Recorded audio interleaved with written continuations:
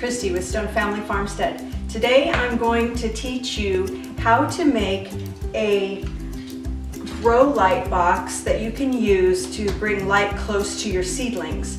The reason why that's important is when you are starting seedlings indoors, what happens to a lot of us is we think we're just going to put our tray of freshly planted seedlings next to a nice bright window, but what ends up happening is our seedlings become leggy, and what that means is that they grow really long stems and they're spindly and they're not strong at all. And we don't want to go through all the trouble of starting our seeds indoors if our plants aren't going to come out healthy and strong and ready to produce plenty of fruit for us. So basically all we need is a Rubbermaid container. This is just one from my garage.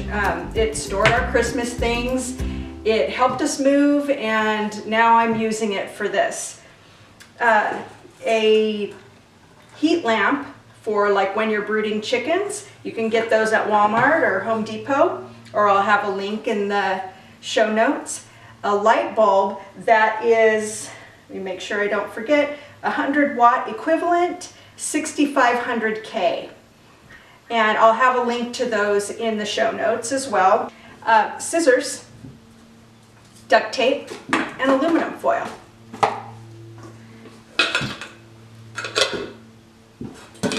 So as I was saying before, you want to bring the light close to your seedlings. So let me show you that.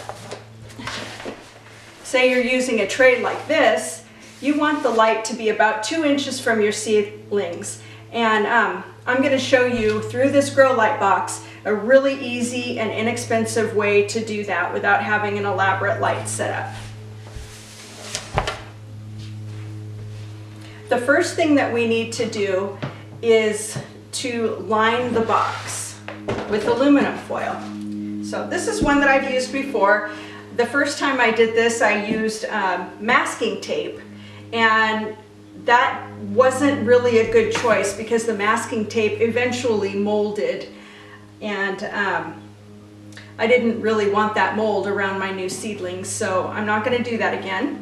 We're just going to get started lining this with the aluminum foil, and we're going to try to get as much of the sides covered as we can. So some of the boxes, this size aluminum foil is fine. This particular box is a little taller than others, so the aluminum foil doesn't go up as high. That's probably okay, but if you are not sure that you don't want the full inside covered, then go ahead and just put a second one. Actually, I think that's what I'm going to do.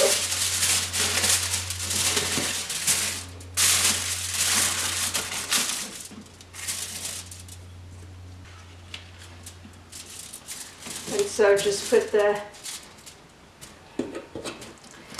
I'm going to cut the edges right here so that these can fold over the sides without straining the foil.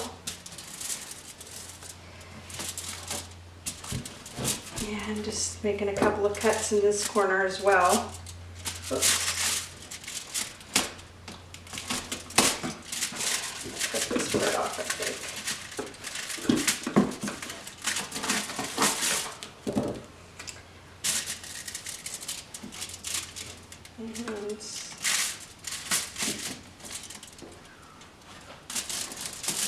Okay.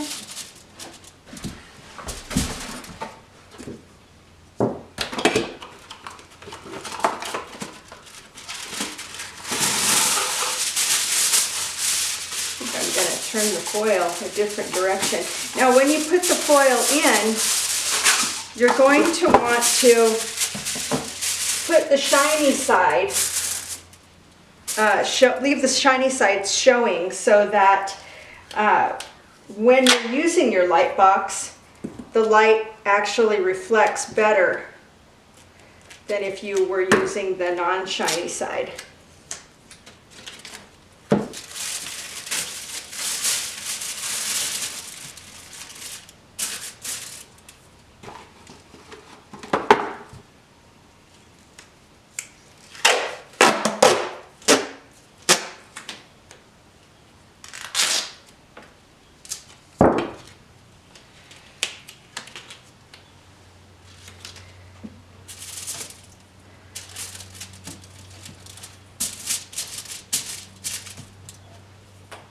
I'm just going to go ahead and finish this up, and then I'll show you the finished product. Okay, so you see that I lined the whole inside, taping up all of the seams, and I ran out of duct tape, so I did end up using a little masking tape. That's why it looks different in there, but it'll be fine. The insides of these get a little bit beat up anyhow, and so you're going to want to line them, you know, every few months anyhow, so that's going to be fine. The next thing we're going to do is take the lid and cut the hole in it. The hole is basically just a square in the center of the lid, and then a line about as long as it is from here, the side of the socket, to the sides of the clamps, this part of the clamps. Okay, so it's going to need to be as long as this to here. After that, after you've cut that line, then you're going to cut one across just like a T. Okay, and you can use a sharp knife to do that. I found that with the Rubbermaid lids that a sharp kitchen knife works best. So now that you have your lid cut, we're going to go ahead and fit the lighting in. So take your light fixture and go ahead and from the inside put your plug through, and let me turn this way so you can see. So the socket will go through the square, and then we'll just kind of work it in. It would be better to put the clamps in first. And so you want to get the first, yeah. Okay. Take some doing here. So basically what you wanted to do was to get one side of the clamp on this side, and it does help if you can get the spring part on the top. It helps to hold the clamp, or hold the lighting from, keep it from falling. Okay, and then you have the other side of the clamp here, so that's how this is being held up. So the next thing you want to do is we want to also line the lid with aluminum foil, shiny side up, and I'm just going to tear a hole in the middle of this one. I haven't tried it this way before, but I'm going to try it this way this time. Okay. Looks like it's going to work.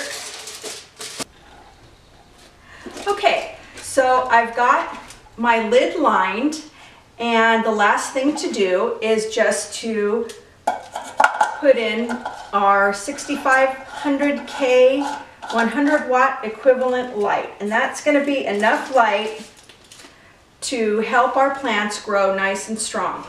Now, if you saw my last video on planting tomato and pepper seeds, you know that I planted them in a tray like this. I like to use these kinds of trays, this size specifically, because when I put this into the grow box, the light is able to hit all of the peat pellets at the same time, rather than if I use one that's double the size of this.